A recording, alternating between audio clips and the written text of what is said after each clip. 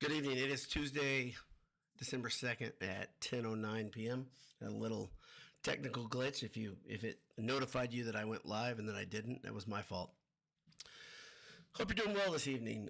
Purdue just cruised to their eighth victory on the season. They're 8-0 now after beating Rutgers in Piscataway, 81-65. Um, it's it's maybe a type of game that it's maybe the type of game Purdue fans wanted, if we're being real honest with ourselves, tonight in Rutgers. I'll tell you what I mean here in a minute. But first, let me thank the good folks at Home Field Apparel. Head over to homefieldapparel.com, grab a t-shirt, sweatshirt, one of those retro jackets. Do it soon if you're doing for Christmas. Get on it. They've extended their Cyber Monday 30% off sale, I think. I think they have. I was on there this morning. So check out homefieldapparel.com and save yourself a little dough in the process. Also, when you're at Mackey Arena, you've just watched Purdue cruise to an easy victory that you've become spoiled rotten with. What do? You walk. You take that 5-minute walk from victory towards the fire station. We get the fire station. Take that hard left. It's actually more than a 90-degree. It's a very acute. Would that be acute? It's a very hard angle. It's over your left shoulder. And when you turn that way, you're going to see the black and blue lights of AJ's welcoming you, beckoning you, saying, "Come in, old friend. Have some meats, have some cheeses, have a mixed drink. Have a pint with a boiled sports magnet at the bottom on a game day." Sure, you're going to be happy when you leave there. TV's on the wall to watch the games, a great staff, and perhaps the most delicious meal you've ever eaten in your life. Sure, it can happen at AJ's. Burgers, beef, beer. That's AJ's. EatAJ's.com. So why was this the type of victory we wanted? Well, I'll tell you why. Because a lot of Purdue fans still have flashbacks, like really bad flashbacks about Rutgers. I think Rutgers understands that. I think Steve Pikiell understands that. When Purdue's number one and they head to Piscataway, it gets a little shaky, feels lousy. And for about, 4 or 5 minutes in the first half, Purdue had that swoon where probably 5 minutes. Purdue had that swoon where Rutgers went on an 8-0 run, and the game didn't feel very good. It didn't feel like it was in danger, but I think it got down to a 1-point game, if I'm remembering correctly. There was a bit of a lid on the rim. You had, at that point, I think Jacobson had 2 fouls at that point.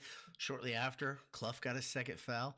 Didn't feel real good. You saw Purdue play small ball with Liam Murphy. Murphy's back from injury. Good to see him. He came right in. I think he had 1 or 2 threes. A big one in that small ball lineup with TKR as the 5. You also had Jack Benner out with a little bit of an illness. Nothing major. But it was a game where things were a little disjointed, if we're being real honest. But Purdue still would swell the lead out to 20 plus. It would flex down to 15 or so, swell it back out to 20, and so forth. I'd call it an uneventful win. In the words of Brian Newbert, I think it's one of the best things he's ever said. And he said a lot of good things. But he says, you win Big Ten championships on Tuesdays, and you can pick your team in Piscataway. Let's say it this time. It's a smart quote. This is the type of game where it's tough to get up for it, especially when you're out of rhythm. You only have one Big Ten game. You're going into a big game at home, hosting a very good Iowa State team on Saturday.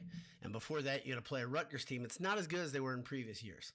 One thing I can tell you, and that is Pikiell ball is ugly. It's different than it was last year, obviously, where he just kind of stood back and let his 2 future NBA draft picks go out there and lead them not to an NCAA tournament, to whatever the hell they had last year. But it seems like Pikiell made a deal. It wasn't a very good deal. And this year he's back to his old ways where they're playing a zone. Purdue struggled a bit versus the zone, struggled to find their normal offensive rhythm. But they had a period of time where I think they had 40 points at the half. I think that's true. But they were way out of rhythm and way off their normal pace. And still they get to 81 points. Pikiell tried to drag him down into kind of an ugly pace. And he did it, and Purdue still wins convincingly. Let's look at the box score together, shall we? Purdue wins the game by 16, 81-65, like I said. Trey Kaufman-Renn looked really, really solid. 19 points, 13 boards, 3 assists. Got a little bit frustrated at one point. Officiating was odd. It wasn't bad. It's just typical Big Ten stuff where you have a team that's clearly being coached just to drag another team down into the muck and the mire, especially down under the hoop. And somehow Purdue got punished for that. TKR had 2 personal fouls. Oscar Clough only finished with 3. Same with Jacobson, but both of them had 2 early in the first half. It forced Purdue because of the way Painter subs the bigs. They get 2 in that first half. They're out of the game. And so Purdue was forced with about, 3 minutes left in the first half to go with an unusual lineup without Clough or Jacobson. One thing that was really, really positive on tonight's game, Jakari Harris finishes with 11 points in 21 minutes, but I think he had all 11 points in the first half. He looked really, really good. There are a couple guys that had some quiet games where you're like, man, it's not ideal. It's suboptimal. Jacobson was kind of quiet at times, but he looked good at times on defense too. He had a pair of blocks. He was getting beaten off the dribble a little bit. Rutgers tried to draw him out, create some problems, got him a couple cheap fouls. At the same time, like I said, Oscar Clough was a little bit quiet on offense, but Smith and Lawyer both were setting him up well when the zone would kind of flex out. They would try to double team. Lawyer had one great pass where he split the double team, got the ball to Clough on the roll. Another time, Smith threw it up near the hoop, maybe two times. Smith gave Clough an oop. Clough finishes with 8 points and what? He's not very good. That's probably the problem. Only 3 boards. And Purdue out-rebounded Rutgers, 36 to 20 something. 36 to 25. And was in control because of that. But they had a couple possessions, I think, that they'd like to have back with the lack of intensity on the glass. One of them specifically where Jacobson just didn't block out. And it created 3 opportunities for Rutgers in the second half before they hit, I think, a 3, if I'm remembering correctly, in the closing, 5-6 minutes of that game. Omer Meyer, quiet game as well. Jacobson, quiet game. But like I said, Harris, great to see. Smith, 16 points, 8 assists and 3 boards. But he had that number, 16, 8, and 3 with I want to say 9 or 11 minutes left and didn't do another thing there. Wasn't forcing anything. Lawyer had, I believe, no points in the first half, was 0 for 5 from the field. He finished the game with 12, but he does a lot of work on the free throw line, going 4 for 4 from the line. Same with CJ Cox, another quiet game. I'm saying a lot of guys with quiet games. I'm realizing that as I'm saying it, but 6 points for him and 5 boards. And it was a pretty quiet game in general for Purdue's offense because Purdue just never gotten into a real good rhythm. Not much else to say about it other than that. Purdue mirrors 40 and 41 points. Purdue is businesslike, gets the job done, but clearly not the type of game that I think we'll see very often this year from Purdue. Do you say a boring win? I think you can say that here. I think it's okay. You don't need to feel bad. I think that was kind of a boring win, and I can tell you, Rutgers crowd, that's one thing. That's if you look at my thumbnail. Rutgers crowd, to say they were sleepy is an understatement, especially with about, 14, 15 minutes left in the second half. They got really, really quiet. I think they were wanting to see something special like they have seen a couple times, but they don't have the talent this year. If we're just being really honest, they don't. I mean, they've been much more talented the last 4 years. Even last year when they weren't very good, they still were very, very talented. A lot of you guys are here. Thanks for being here. And this might be a true quick cast length. We'll see. AirTech is first. Need to be inversed. Says, what's up, B-Dowd? Good to see you. Same to you, Andrew. Marshall Briggs is second. Gin Man says, let's go. Joe Inslee says, a lot of fun watching a very boring game. I think that's a good way to look at it. I think it's a very good way to look at it. I enjoyed the game with my wife. And there was a couple cool plays, but like I said, not much offensive rhythm, not a ton of tremendous stoppers on defense, just very workmanlike, right? Rutgers zone, like I said, took Purdue out of rhythm. At the same time, Purdue's defense was just pretty solid. Rutgers threw up a lot of shots that looked like they shouldn't have gone in. And maybe that's what their offense looks like this year, but they made a lot of stuff where you're like, oh, okay, I guess, that's what you want. 21-footer off balance over defender. All right, you can have that. and they hit a couple and kept it kind of close in the first half. Cameron Riggs says they played business-like tonight. I did not know you were going to say that, and look at us. Exactly, simpatico on the same page. Boiler Bugle says, love a boring 20-point win. Also liked Murphy getting minutes. Yeah, it was good to see. And it's great to see him back on the floor. He's going to be really important this year. My hot take is he's going to win 1 or 2 games for Purdue with last-second shots. I just kind of feel it. So big type dagger type threes. The dude is silky. He's a good shooter. Boiler Bugle says, says, behind the back assist from Braden was the best ever. Yeah, he's done that a couple times. I think that one was to TKR, if I remember correctly, on the roll. It was either TKR or Clough. But I think it was TKR. But yeah, great pass there. Airtech says the volume is quiet, and you might be right.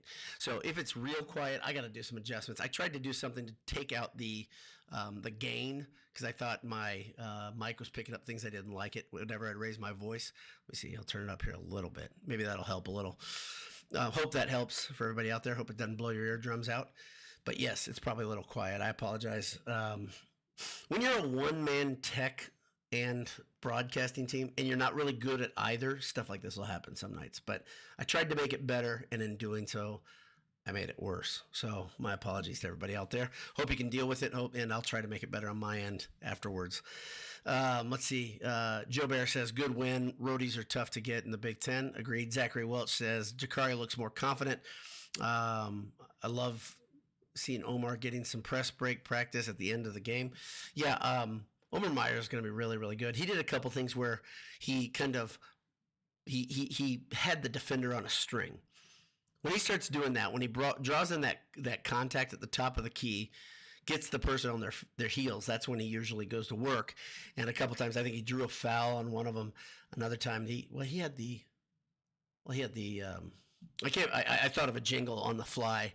I tweeted it out because he had a left side drive, and I said, because Omar Meyer has a way to make a lot of 3-point plays. And if you don't enjoy that, you're clearly not in my age group, but I enjoyed it. And half of the fun of making a stupid joke or a dumb jingle is making yourself laugh, and I did tonight. I tweeted it. Zach Welch says, oh, no, he already said that. Alt Jones Legacy, is it H Jones Legacy? How about that? Same thumbnail, huh? Well, I changed the thumbnail. That's a tech difficulty. I will change that. I already did change it, and the thumbnail's pretty cool. So come back and enjoy it. Cam Riggs says the rack was silent 95% of the game. Edie is hooping right now, too. He had 14 and 9 or something when I looked in 19 minutes or something. So, yeah. Let's see. Boilerbot says same thumbnail. Yeah. So, yeah, I'll get that squared away. That one's not on me. That one's on YouTube because I did change that. But tough tech night for your boy Boiler Dowd. Pat Gottschall says TKR feasting on the boards this year. Being at the 4 helps. You can tell he's been working on it and wants it. 4 double-doubles in the year. Doubles his number of double-doubles last year.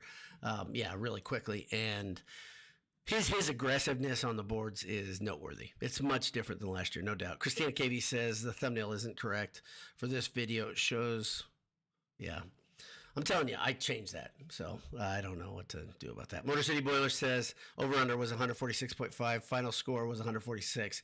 How the heck does Vegas do it? Yeah, I don't bet for that reason. I just don't bet. So let's see. Get down here a little bit. Brad Eben says Tennessee got court stormed tonight. Yeah, that was fun to see. Always like to see Tennessee lose. This time to Syracuse. Do they still call it the Carrier Dome? I think they do. No, it's it's like a cell phone company now. Fun guy Rai says IU has outscored Purdue 122-3 in their last 2 football games. Awesome. Cool stat, bro. Alleged Order said, I'm going to go back. Olive Jazzer says, watching Kansas and UConn, they both look very flawed basketball teams. John Timmons says, is Benner going to be part of the rotation now Murphy is back? Yes, he will. You can't keep Benner off the floor. He's too good. So, Benner will be part of the rotation. Karen Grulak says, who will we lose to first? B Dowd, good to see you. We talked about that on one of the handsome hours. I don't have the schedule in front of me. I did not think they would lose yet, and I've been right so far. I don't think they're going to lose to Auburn. I don't think they're going to lose to Iowa State. So I've got to look at the schedule, but I don't have the schedule in front of me. Sorry, Karen. Marshall says, we need some killer instinct from this team. Leave no doubt. Got to understand, there's a couple things. I don't think it's impossible. I don't think it's possible to be up for every game. And there isn't really, I mean, Smith is serious tonight. I think he really wanted them locked in to make sure they were businesslike. I think businesslike is good. I don't think every game you can be on fire. And the other thing is, Pikel's teams, when they're dialed in, this is what they do to teams. They make them look ugly. And so I don't really have that much of a problem. I don't have a problem with any of these wins this year. I'm going to go a step further. I know a lot of Purdue fans do. It reminds me of that Dr. Pepper commercial where people are given the hot seat for a coach because he's not winning by enough, allowing too many points, whatever. I know nobody's saying that, but it's the same type of sentiment. Purdue is 8-0, boys and girls. Jarvis reminds us Benner had the flu tonight. Yep, a little tummy thing. That's no fun. Motor City Boy said, yeah. No, I'm not going to talk about that. So that's it. So I bet you're bored. Nothing to do. No job. Burley Segundo says, I'm not going to read it. All right, I'm going to let it go. That's it. It's good night. And Purdue's 8-0. They're number one in the nation, fun guy. So have a good evening. Hammer down. Purdue beats Rutgers easily. That's not a bad thing. God bless you. We'll see you.